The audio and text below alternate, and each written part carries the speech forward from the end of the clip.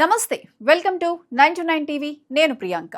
America Iran మధ్య కొనసాగుతున్న సుదీర్ఘ సైనిక ఘర్షణ ప్రభావం ఇప్పుడు యుద్ధ భూమిలోనే కాదు, సముద్రంలో నెలల తరబడి మోహరించి ఉన్న అమెరికా నావికుల జీవితాలపైన పడుతోందన్న వార్తలు సంచలనం సృష్టిస్తున్నాయి. అమెరికా నేవీకి చెందిన USS Abraham Lincoln carrier strike group సుదీర్ఘకాలంగా మధ్యప్రాచ్యంలో విధులు నిర్వహిస్తోంది. తొలుత నిర్ణయించిన డిప్లాయ్మెంట్ కాలం కంటే ఈ మిషన్ పొడిగించబడ్డంతో నావికులు తీవ్ర ఒత్తిడికి గురవుతున్నారని వారి కుటుంబ సభ్యులు ఆరోపించారు. తాజా నివేదికల ప్రకారం ఈ నౌకలో పనిచేస్తున్న కొంతమంది నావికులు ఓవర్ బోర్డ్ కు దూకేందుకు ప్రయత్నించారనే ఆరోపణలు కూడా వెలుగులోకి వచ్చాయి.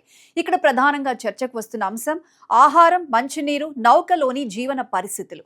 కుటుంబ సభ్యుల ప్రకారం కొన్ని సందర్భాల్లో ఆహార కొరత, పరిమిత రేషన్, నౌకలోని సదుపాయాల సమస్యలు ఎదురయ్యాయని ఆరోపణలున్నాయి. కొంతమంది కుటుంబ సభ్యులు తమ బంధువులు సరైన ఆహారం అందటం లేదని చెప్పినట్లు మీడియాకు వివరించారు. అంతేకాదు టాయిలెట్లు, పరిశుభ్రత, కొన్ని వసతుల నిర్వహణపై కూడా ఫిర్యాదులున్నట్లు తాజా నివేదికలు చెబుతున్నాయి. అయితే ఇవన్నీ నేవీ అధికారికంగా అంగీకరించిన వాస్తవాలు కావు. ముఖ్యంగా అమెరికా నేవీ ఈ ఆరోపణలను ఖండిస్తూ సిబ్బందికి అవసరమైన ఆహారం, నీరు, వైద్య సహాయం, మానసిక ఆరోగ్య సేవలు అందుబాటులో ఉన్నాయని చెబుతోంది. అయితే ఇక్కడ అసలు సమస్య కేవలం ఒక పూట భోజనం ఎలా ఉంది అనే విషయం కాదు.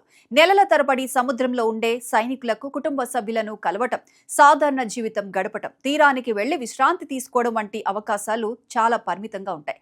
తాజా నివేదికల ప్రకారం అబ్రహాం లింకన్ లోని సిబ్బందికి 250 రోజులకు పైగా సముద్రంలో ఉన్న సమయంలో కేవలం చాలా తక్కువ సమయం మాత్రమే తీరంలో గడిపే అవకాశం లభించిందని కుటుంబాలు చెబుతున్నాయి.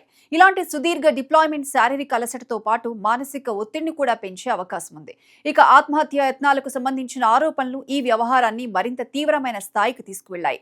ఒక సైనికుడు ఓవర్ బోర్డుకు దూకేందుకు ప్రయత్నించాడనే వార్తే సాధారణ పరిస్థితుల్లో పెద్ద ఆందోళన కలిగిస్తోంది. అలాంటి ఘటనలు ఒకటి కంటే ఎక్కువగా జరిగాయని కుటుంబ సభ్యులు చెబుతున్నప్పుడు నేవీలో పనిచేస్తున్న సిబ్బంది మానసిక ఆరోగ్యం, వారి భద్రత, కమాండ్ వ్యవస్థ స్పందనపై ప్రశ్నలు రావటం సహజం. అయితే ఇలాంటి తీవ్రమైన ఆరోపణలను కూడా పూర్తిగా నిర్ధారించడానికి అధికారిక దర్యాప్తు, వ్యక్తిగత ఘటనల వివరాలు అవసరం. అందుకే కుటుంబ సభ్యుల వాదనను ఒక కోణంగా, నేవీ అధికారుల ఖండనను మరో కోణంగా చూడాల్సి ఉంటుంది. మరో ముఖ్యమైన విషయం ఏమిటంటే యుద్ధ సమయంలో సైనిక నౌకలను ఎక్కువ కాలం వెనక్కి పిలవటం లేదా సిబ్బందికి పూర్తి విశ్రాంతి ఇవ్వటం అంత సులభం కాదు. ఒక క్యారియర్ స్ట్రైక్ గ్రూప్ కేవలం ఒక నౌక కాదు, అందులో వేలాది మంది సిబ్బంది ఉంటారు. వారి వెనక విమానాలు, ఆయుధ వ్యవస్థలు, కమ్యూనికేషన్, సరఫరా వ్యవస్థలు, ఇతర నౌకలతో కూడిన భారీ ఆపరేషనల్ నెట్వర్క్ ఉంటుంది. కాబట్టి మిషన్ ను పొడిగించడం అంటే కేవలం సైనికులను మరికొన్ని రోజులు సముద్రంలో ఉంచటం కాదు, మొత్తం వ్యవస్థపై అదనపు ఒత్తిడిని పెంచడం. ఇదే సమయంలో అమెరికా నేవీపై మరో ప్రశ్న కూడా వస్తోంది. యుద్ధ పరిస్థితుల్లో సైనిక సామర్థ్యాన్ని కొనసాగించడం ఎంత ముఖ్యమో ఆ సామర్థ్యాన్ని నిలబెట్టే సిబ్బంది సంక్షేమాన్ని కాపాడడం కూడా అంతే ముఖ్యం. ఆహారం, మంచినీరు, నిద్ర, పరిశుభ్రత, వైద్యం, మానసిక ఆరోగ్యం, సహాయం వంటి ప్రాథమిక అవసరాల్లో సమస్యలు ఉంటే దీర్ఘకాలికంగా అది సైనికుల పనితీరు పైన ప్రభావం చూపే అవకాశం ఉంటుంది. అందుకే కుటుంబ సభ్యులు చేసిన ఆరోపణలను పూర్తిగా విస్మరించకుండా అవసరమైతే స్వతంత్రంగా పరిశీలించి సమస్యలు ఉంటే వెంటనే పరిష్కరించాల్సిన అవసరం ఉందనే వాదన వినిపిస్తోంది.